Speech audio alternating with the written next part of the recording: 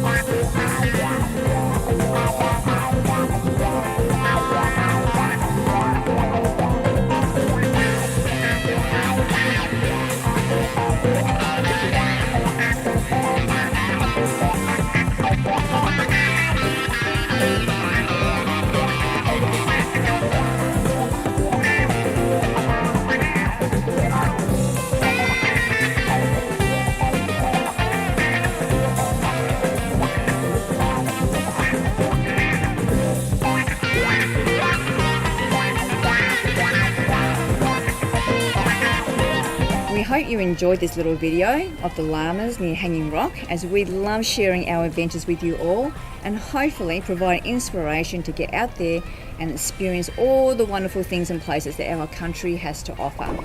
So hit like and subscribe and join us for our next adventure as we explore Australia.